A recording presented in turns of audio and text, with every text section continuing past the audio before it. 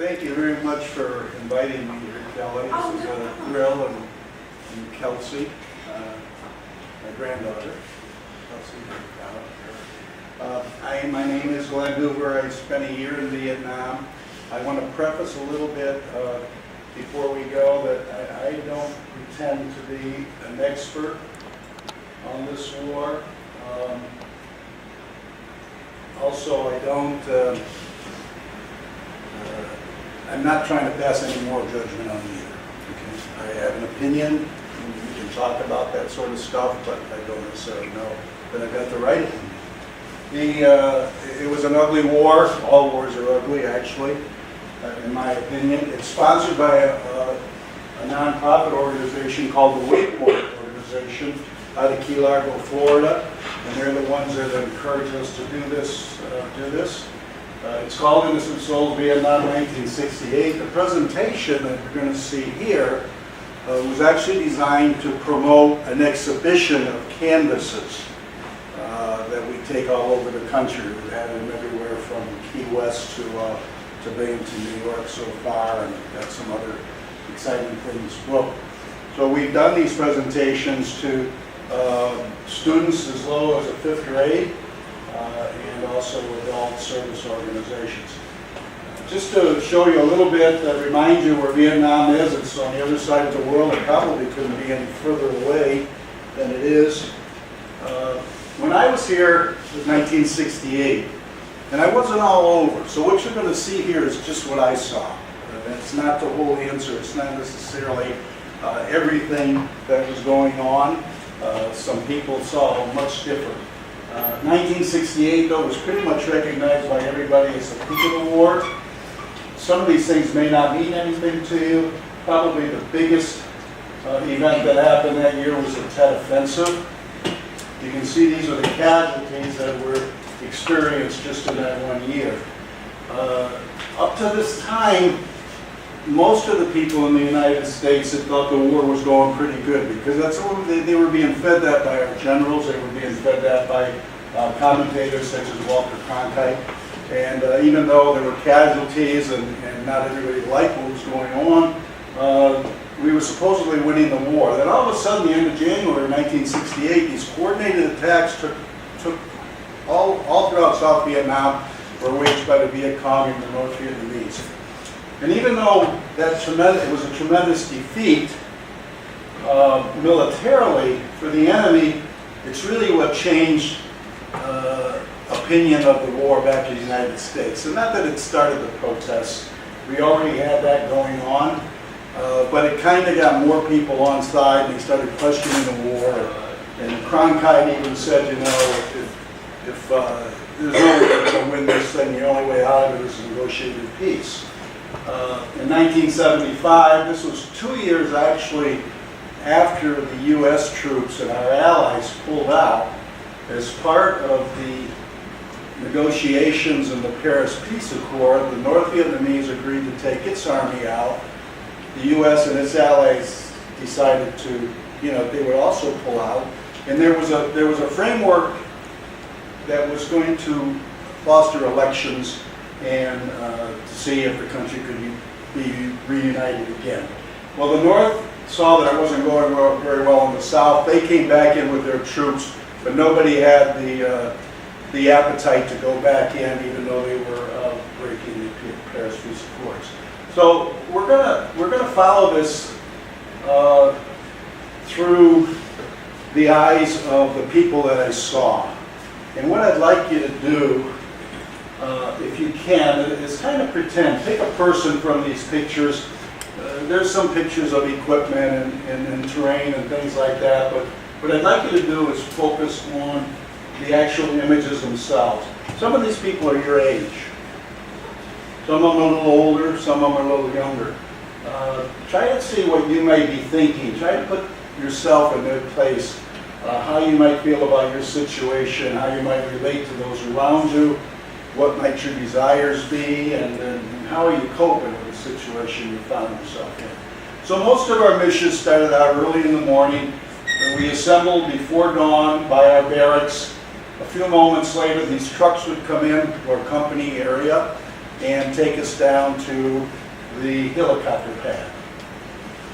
Now here, on this particular mission, I was going out as an advisor. I wasn't a photographer, I was an infantry platoon leader for most of my time there.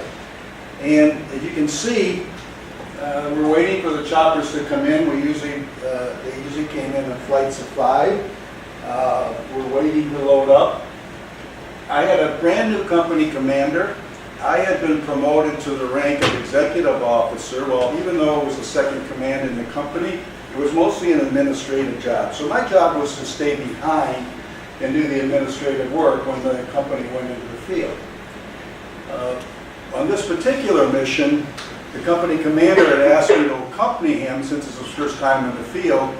I knew what the mission was. I didn't think it was very dangerous, and therefore I thought, well, this would be a great opportunity to take a camera with me. So I took my camera to get some pictures of the troops in the field.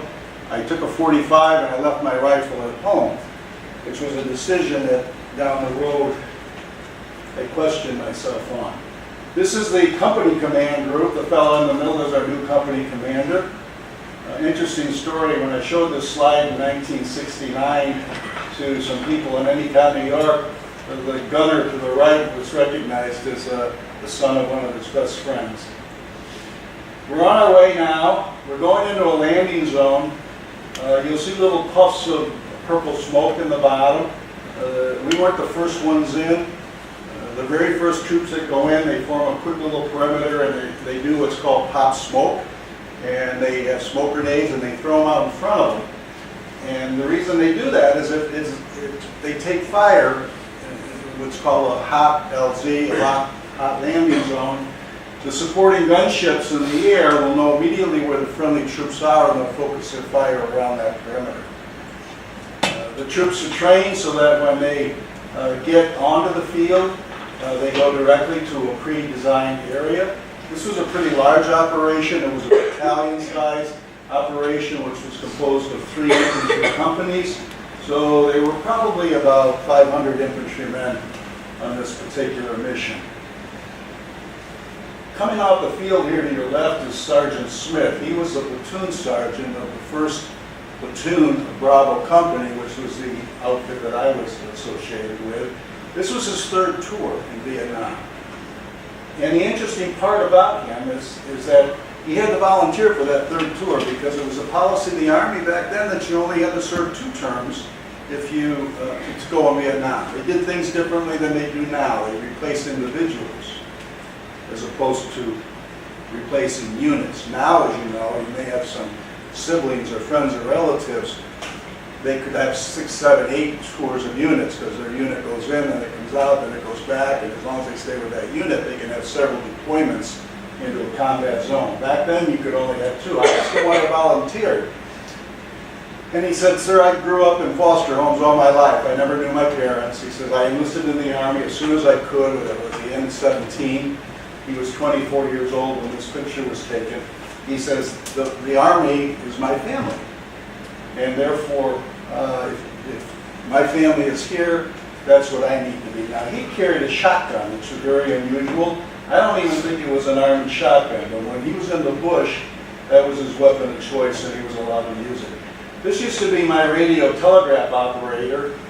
He was a little chunky, but not too much. He was small in stature, but the point is he carried everything that everybody else carried, plus a 25-pound radio on his back. So you had to be a tough person to be a radio telegraph operator.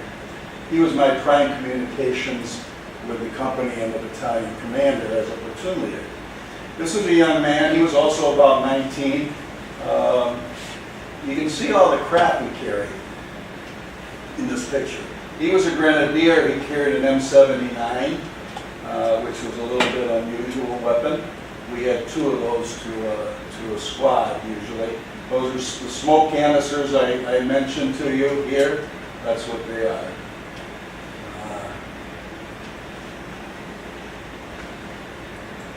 We're into our 2nd day of the operation, and pretty much as I had decided, there wasn't anything happening. We didn't run into anybody.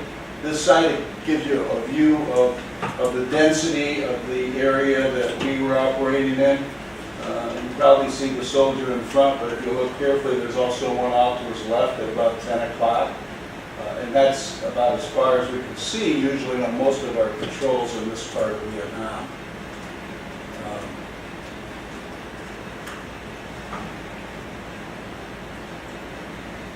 We did run into some old abandoned BC base camps. We knew they were there as well. As I said, I've been in this area many, many times. There was nobody in them. The next morning, we had been resupplied that evening, and part of that resupply were letters from home. In the 1st Infantry Division, which I was a member of, and you can see the big red patch sign here on the shoulder, they had a couple policies. One was when mail came in, they got them to the troops as soon as they could, no matter where the troops were. So these troops were out on combat, and these letters came in with ammunition and food resupply. One of the other policies they had was they tried to get us a hot meal every day, which was sort of ridiculous, honestly. But they tried very hard, even when we were in tall canopy jungles. They lower the canopy, these big thermos canisters down through the canopy, and it was appreciated, but sometimes you had to say they got to be crazy. Another policy was payday, and I'll talk to you a little bit more about this later. But if it was payday, which was on the 30th of every month, you got paid.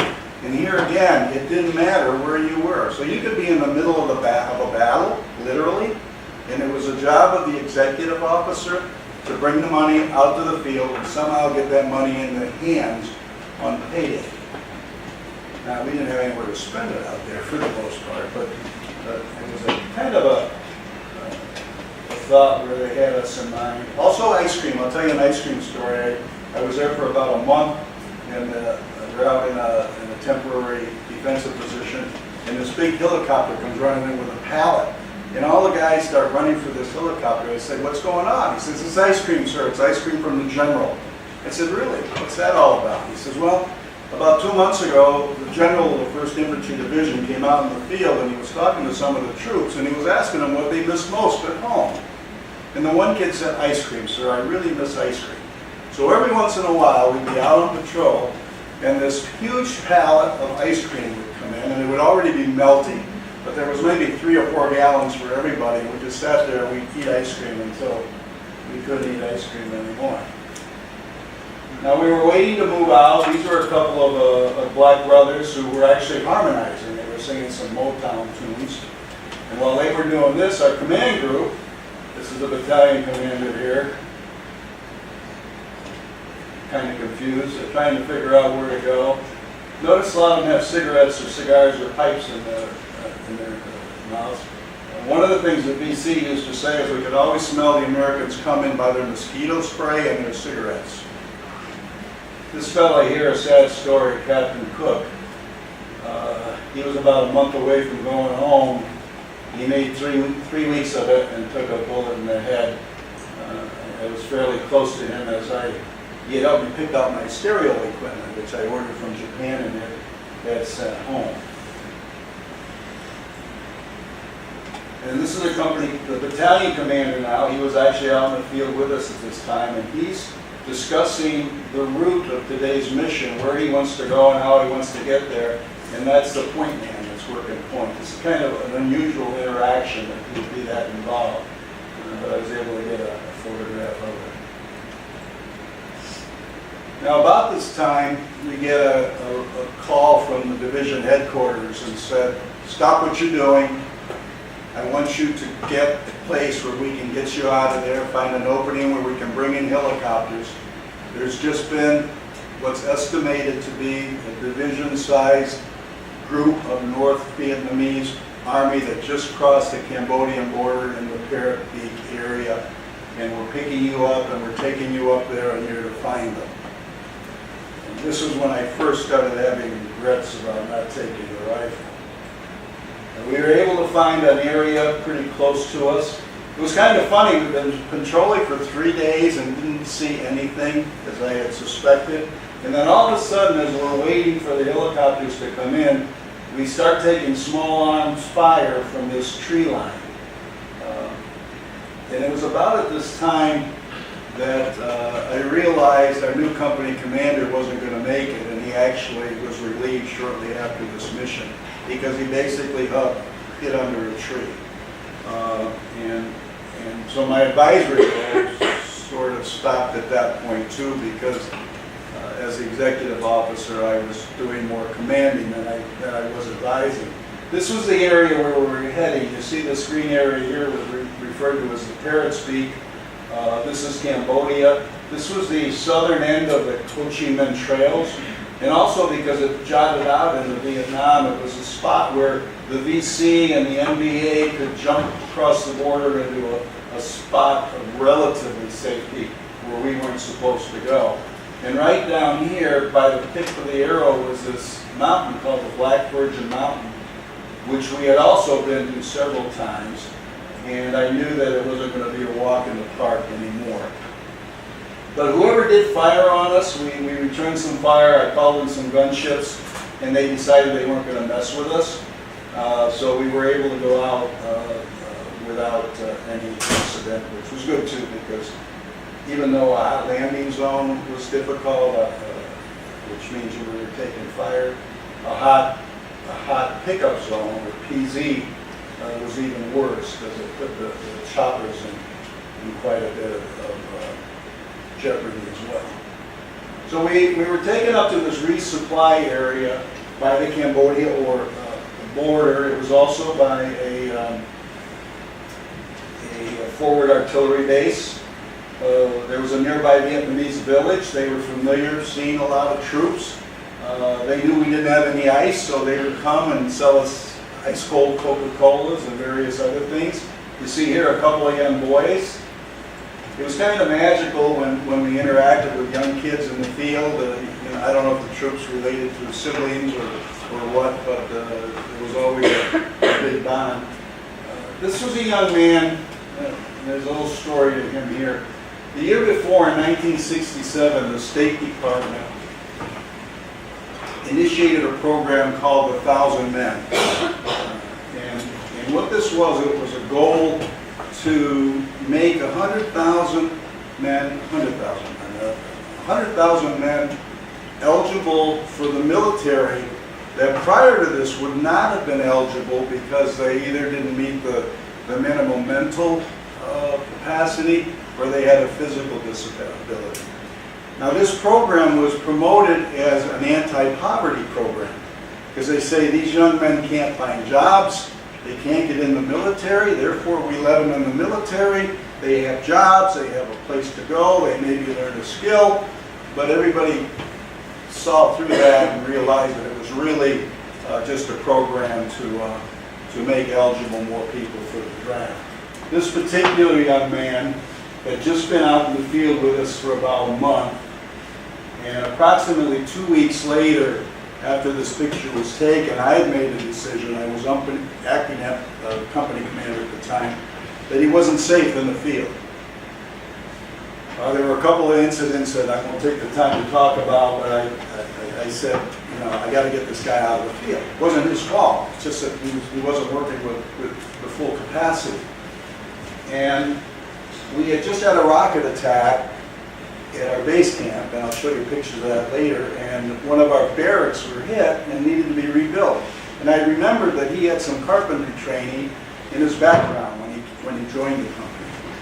So I sat him down, I said, Tony, I said, I'm going to send you back to the base camp. I want you to help rebuild the mortar platoon barracks. And he paused for a moment and looked at me and says, I don't want to go, that's not fair. I said, what do you mean it's not fair? He says, I've only been here 4 weeks, and you're going to take me out of danger when these guys, my friends, have been here 10 months, 8 months, 9 months. Take one of them to go back and rebuild the barracks. So maybe he wasn't quite as underdeveloped as some people thought. And I always said whatever he lacked in aptitude, he had in heart, and he was a good kid, but I did send him back to help me rebuild the barracks, and I explained it to him. I said, well, you have carpentry skills. These other guys don't have carpentry skills. I don't know if he bought into it or not, but that's what happened. These are the two young boys. They've just been gifted some sea rations. You can see here the cans, but also in every other sea ration pack was 4 cigarettes. And this young man, I don't know, maybe 5, you think? 5 or 6? Doesn't look like it was the first time he was lighting on. But he caught my attention, and I zeroed in on him with the photography, and I often thought, looking into his eyes, you know, where were his parents? Was his parents back in the village, or were they up at the Black Virgin Mountain waiting for us? And where would he be in a couple of years? But he's in a circumstance that he has no control over, right?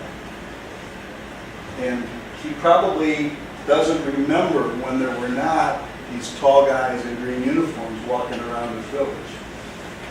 This is the image we use as the iconic image for our exhibition as well as a presentation. We call it the Coke Girl. She just sold to this lieutenant a bottle of Coke, and I was actually taking a picture of her from the back, and just as I was ready to push the shutter, she turned around and looked right in my eyes. And I think she's maybe your age.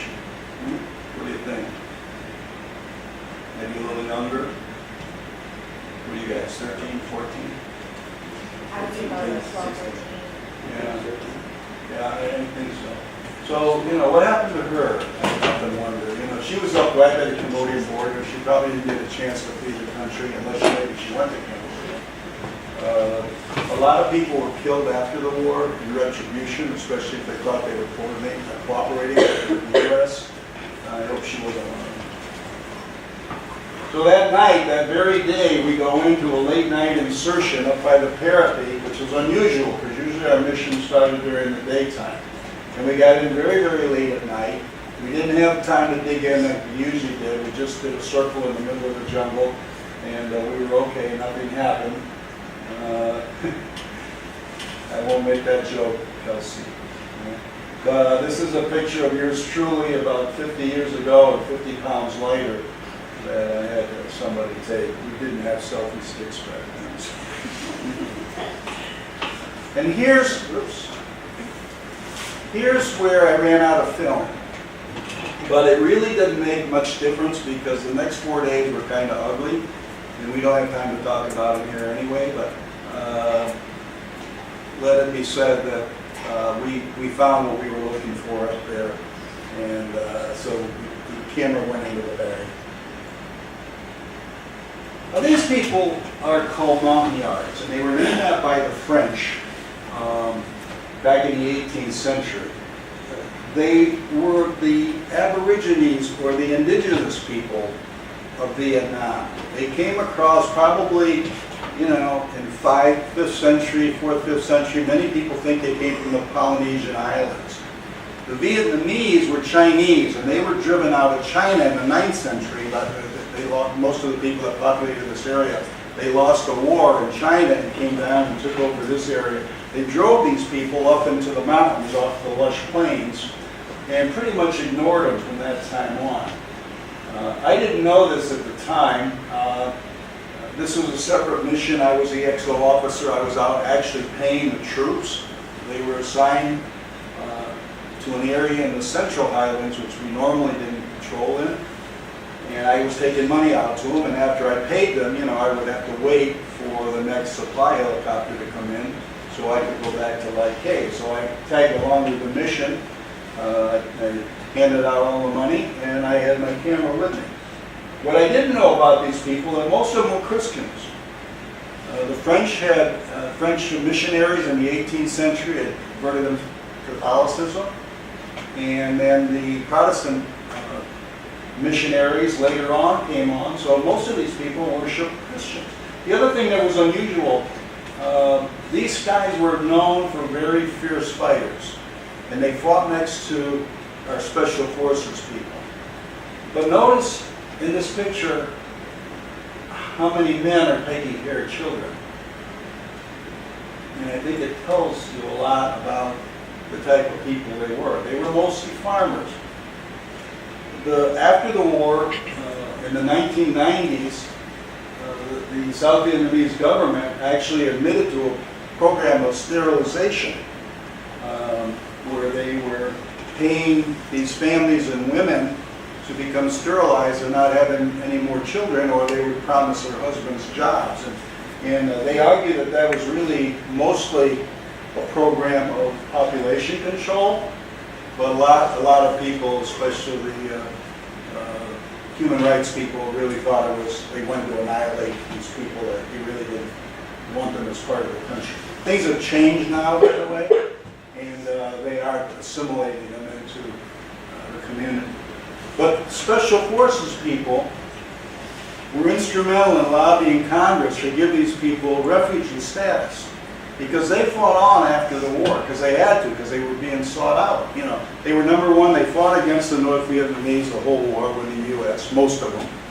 Number two, they were Christians, and North Vietnam was a communist country. So at that time, they didn't like Christians, and they didn't like people that fought against them. So they were actually hunting down a lot of the men. The CIA supplied them with weapons and ammunitions for 10 years, and they fought in 1985. And then when President Clinton decided, and Congress decided we need to make them, Vietnam now our special trade, what's the right word I'm using, but favorite trading nation, and they wanted to come back and reconcile with them. They couldn't no longer supply these people, so they were still being hunted. So a lot of them escaped over to Cambodia and Laos, and there they were able to be lobbied, the Congress lobbied, and we were able to get a lot of them out and over here as refugees. And these are some of these people today, young people. I had the pleasure, Dr. Yench, who's the president of the Waypoint Foundation. This is in Charlotte, in South Carolina. We met. These are Montagnard people. Interesting thing, these kids are graduating at the top of their class. Now, 50 years ago, that's how they were living. Those earlier pictures. Now, they're striving to be engineers, physicians. A lot want to be school teachers. Many want to be preachers and pastors of churches. I was lucky to have 6 of them visit us in Key Largo this year.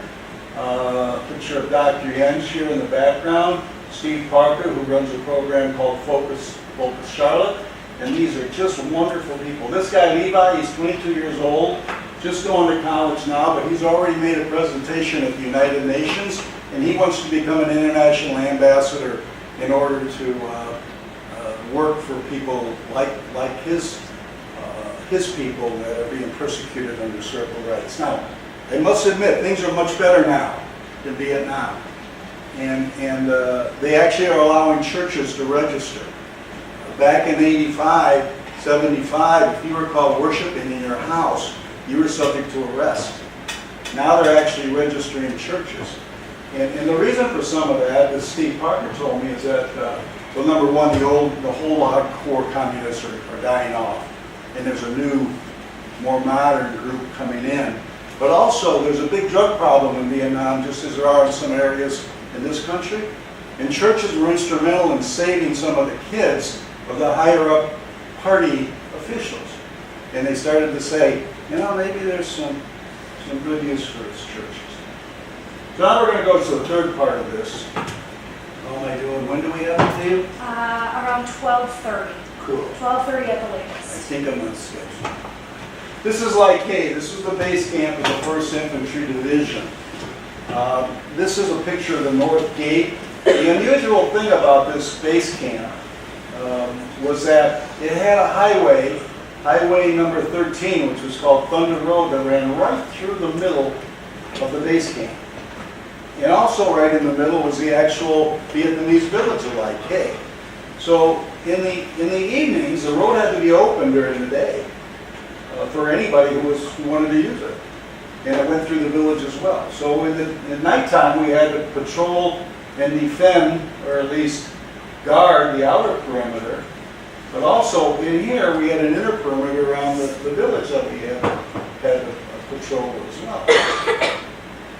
And there's a picture of the road going through it. So a lot of times at night, we take rockets into the base camp. A lot of time they came from the village that was inside, as well as from the outer perimeter.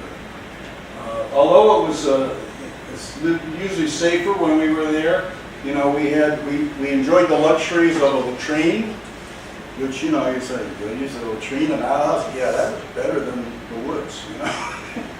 And we had a laundry to get our uniforms changed. These two young girls worked with their family in our company laundry.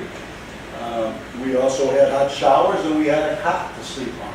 But it wasn't a relaxing time. We did a lot of training. Here in the background, you can see these are the barracks we lived at when we were in base camp.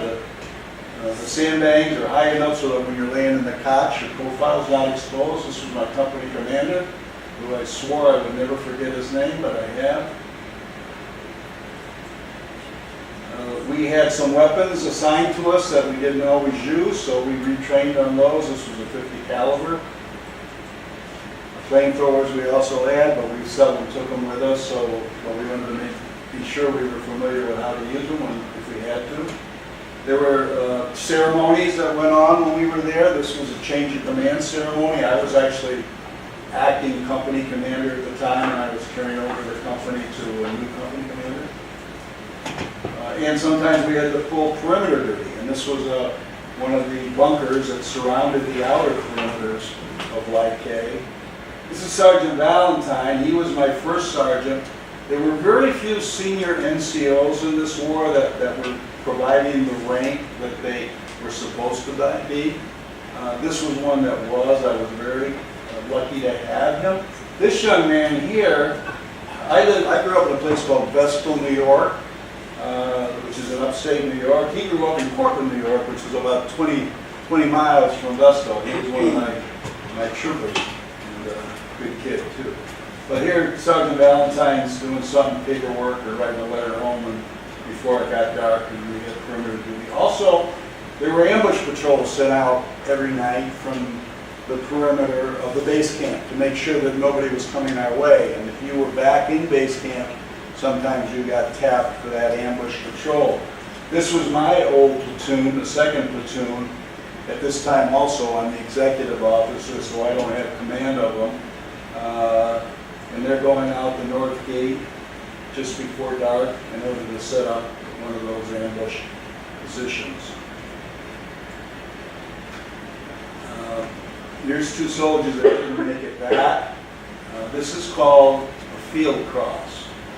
A helmet, the soldier's rifle impaled in the ground, and a bayonet in his boots. And at the end of this service, we would perform what was called the last roll call.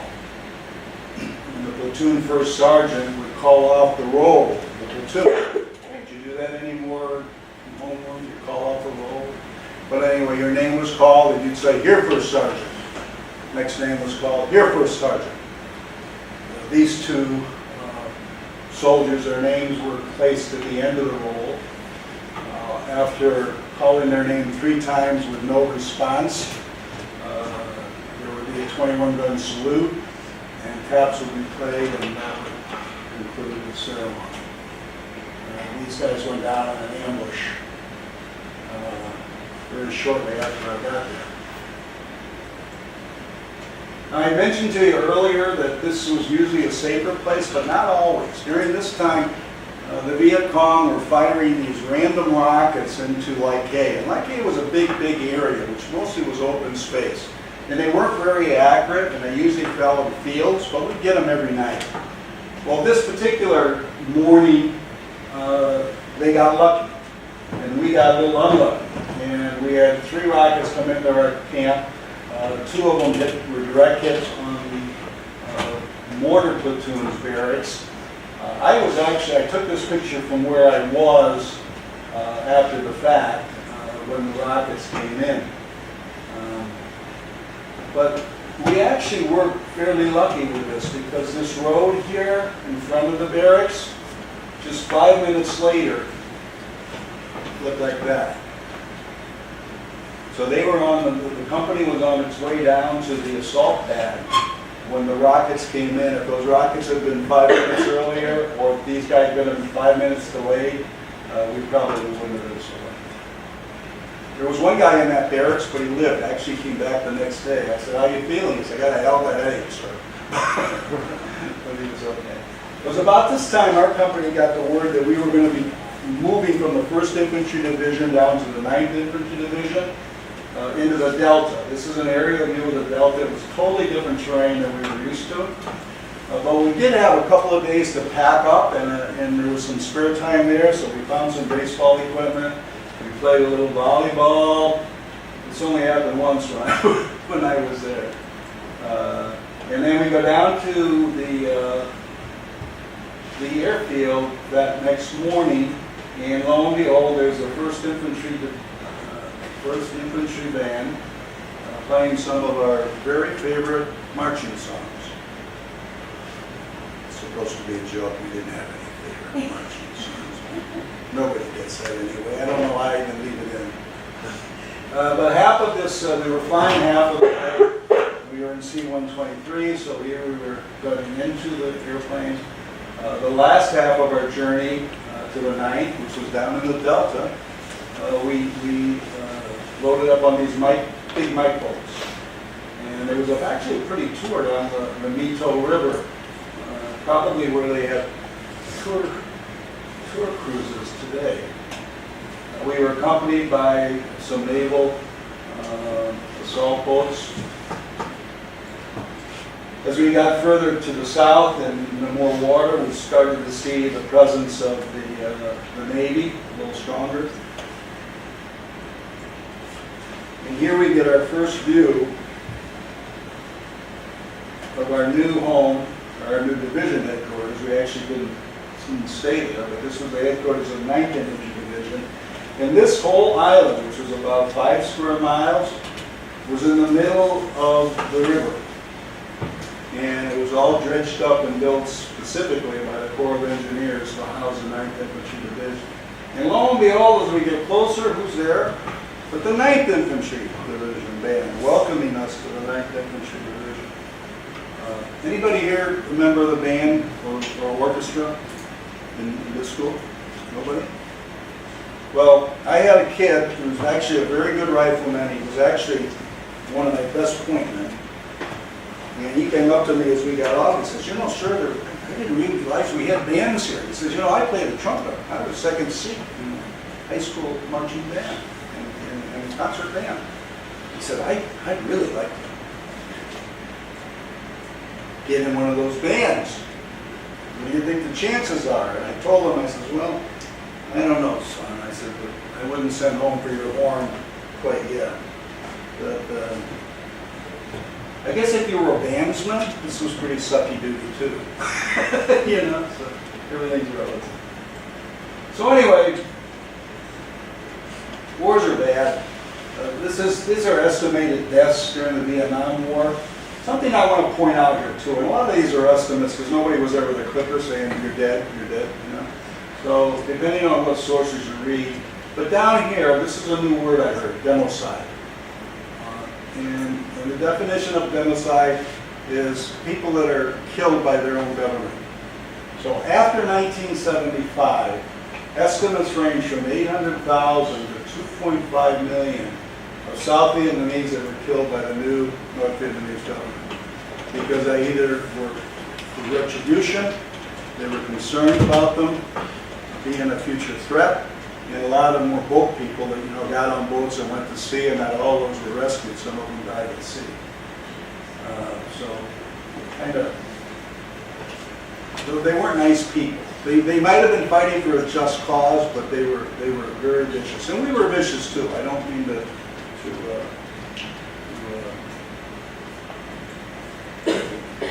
as American wars go, the Vietnam War was the 4th largest, if you're measuring it by the number of dead. By far the most costly war was our own Civil War. So I want to ask you a question. Because we have wars now, right? Some different levels maybe, but we're not that far away from when the Afghanistan war was going strong and the Iraq wars. Who decides when we get involved in these wars? You know, and why do we go to war? Here's some reasons, there may be more reasons, there may be good reasons. But the question I really want you to contemplate is who pays the ultimate price for a war? And is it the people who decide to go to war? I don't think so. I tend to think that it's mostly innocent souls, people that are trapped up in the case of a draft, civilians, maybe Sergeant Valentine, the young draftee from Portland, New York, 100,000 man. He actually enlisted, by the way, he wasn't drafted. These four guys would rather sing than carry guns. This is a BC prisoner. We were very young. We found him wandering around in the woods. This is when the BC were pretty much decimated for people. They were going into villages and they were forcing young men to join them. You know, he looked confused. We probably saved his life by finding him. He had a very serious head wound. I was sure it was 4 shots. But did he know what he was fighting for, or did he even care? The Mama-san, the young boys. Do they have any choice in this war? The Coke Girl. These Montagnards that were at peace with nature for years and centuries to all these other, until these men from other areas, people from other areas turned up with their own agendas. You know, Sergeant Smith, I often wonder if he made it back for a 4th tour. And do we take care of these guys after they come back on our own? I think a lot of times we do a better job of reconciling with our enemies than we do with our own people. What about these protesters? I mean, they weren't liked by a lot of people either. They were standing up for what they believed that was against the feelings of most people at the time, especially against our leaders. A lot of these guys went to jail, and girls went to jail. There actually were more women involved in these protests than men. They didn't get any medals. And we got medals. Good job, good job. Nobody went to these guys and said, good job, good job. Maybe they're just as much a hero as our soldiers that went over and fought. Something to think about. Dr. Jensch, by the way, who's the one that convinced me to do all of this, was a very active protester at the University of Wisconsin-Madison, which was one of the hotbeds of anti-war protests back in the 60s. And she would go up to ROTC cadets and try to convince them they should not go, resign. And I saw some pictures of her back then. She was a cutie. She might have changed my mind. You know? But these guys have a right too. And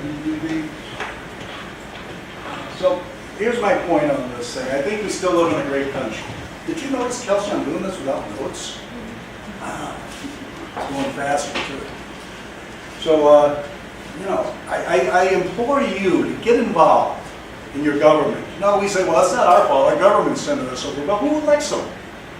Who puts them there? Do we just put them there and then forget about them? We don't hold them accountable?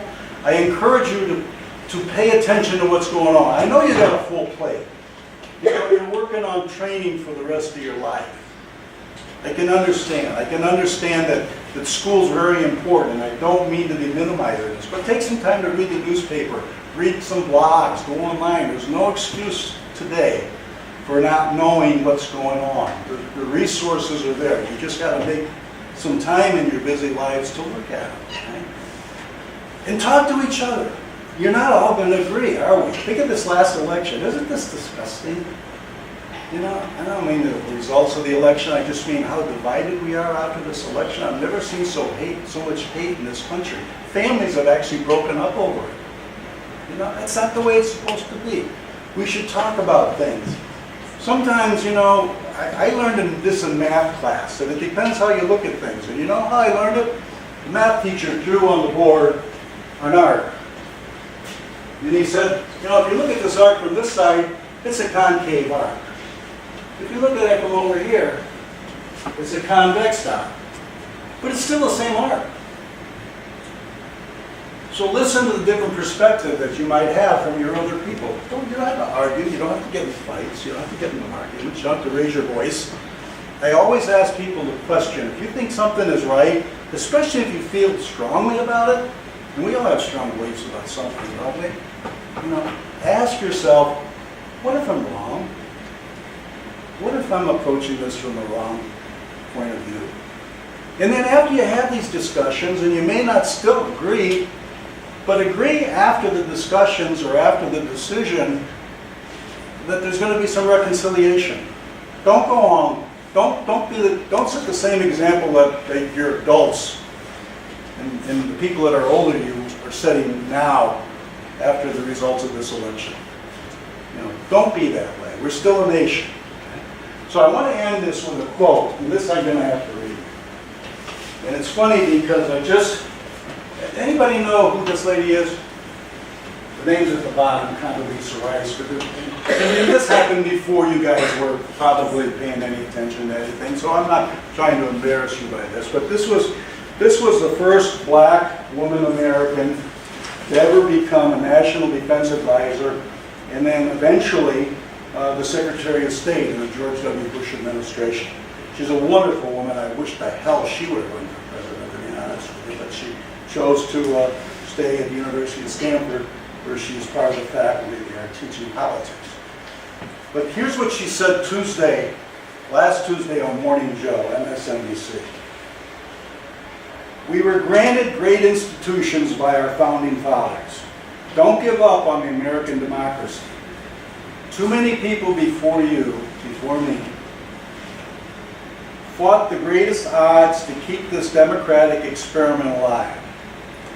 And now it's yours. And if you don't protect it, and if you don't defend it, you'll get the democracy that you deserve. So to friends and allies, I would say to you, know America is still a work in process. And that's the good news. So with that, I'll wrap it up. I don't know if we have any time for questions or We not. got about 6 minutes. 6 minutes? Yeah, we got 6 minutes. If not, I got questions for you. Do you guys have questions? You're very attentive. Where were you sleeping? Be honest with those. It's okay. I was checking. I didn't see it. It's tough to stay awake in a dark room, isn't it? I mean, especially if you're studying all night last night for a test. Okay, how many people know what they want to do when they get out of school? Have a definite plan. This is what I want to do. Wow, that's great. How many sort of have an inkling, but they're not quite sure? How many were like me and they don't have a clue? Nobody. God, that's wonderful. Usually that's the majority of hands. Anybody ever consider a life in politics or to run for election to be a leader in this country or in your community? Anybody ever give any thought to that? Have you? A little bit? Don't write it off, because God, we need change. Let's get rid of all these jerks up there and get some new blood up there, some people that will get along and get things done and put the nation first. So please give that some consideration if you haven't. Anybody thinking about maybe doing some time in the military? Couple. Good, women. I like it.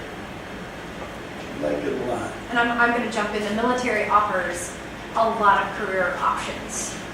Like you can get your education paid for. And I don't want you guys to think that the military is just being a grunt and being on the front lines. There's a lot. And let me tell you, to be a grunt on the front line now, you almost have to be a techie. That's how complicated the weapon systems are. But you're right, there's so many other ways to serve. And it doesn't have to be in the military either. There's still a Peace Corps.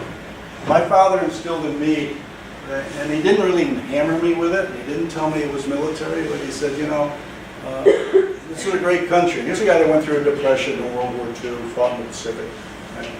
And he said, you should figure somehow, some way, sometime to serve the country before you go on with your own life. To me, that translated in the military.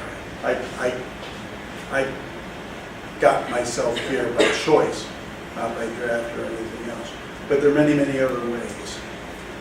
So don't give up. You know, the ball's in your court now. Okay?